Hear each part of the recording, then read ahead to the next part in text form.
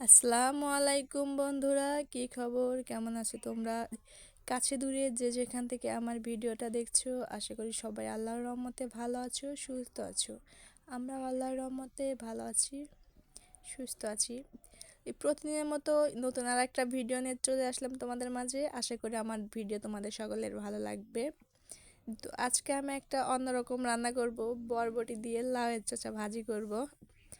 এটা কিন্তু গরম ভাতের সাথে খেতে খুবই মজা লাগে, আবার রুটি দিয়ে খাওয়া যায় সকালের নাস্তায়। তো বরবটি আর লাউ চাচা এটাকে আমি ভালোভাবে কুচি কুচি করে কেটে নিয়েছি। আর কড়াইতে এখানে আমি তেল, কাঁচামরিচ, জিরা এগুলো দিয়ে এটাকে এখন একটু ভেজে নেব। তো এটা লাল লাল হয়ে গেলে এখানে আমি এখানে বরবটি, লাউয়ের কুচি, লাউয়ের খোসা কুচি এগুলো দিয়ে দেব। এখানে আমি হলুদের গুঁড়া, আদা রসুন বাটা এগুলো দিয়েছি। আমার ভিডিও যদি কোথাও কোনো অংশ ভালো লাগে, অবশ্যই আমার চ্যানেলটাকে সাবস্ক্রাইব করবেন, লাইক কমেন্ট শেয়ার করবেন। কারণ আপনার একটা লাইকই পারে আমার ভিডিওটা হাজার হাজার মানুষের কাছে পৌঁছে দিতে।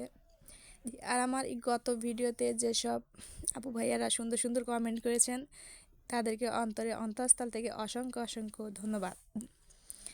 আর এই যে এখানে কোনো পানি ব্যবহার করতে হবে না, ওখান থেকে যে পানি হবে সেটা দিয়ে ভাজিটা হয়ে যাবে, যে দেখতে পাচ্ছেন।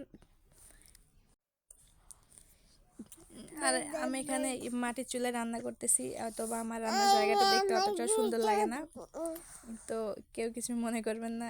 আর আমার ভিডিও যদি কোথাও ভুল ত্রুটি হয়ে থাকে, তো আপনারা সেটা ক্ষমাস্বরূপ দৃষ্টিতে দেখবেন, কারণ আমি নতুন ভিডিও করতেছি, তো ভুল হতেই পারে।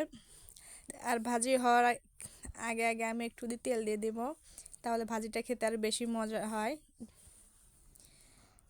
আর এই দেখেন এক এক ভাজিটা হয়ে গেছে।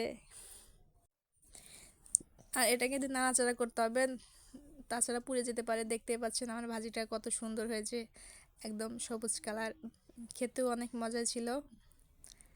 তো আজকের মতো এখানেই, আল্লাহ হাফেজ, দেখা হবে পরবর্তী কোনো এক ভিডিওতে।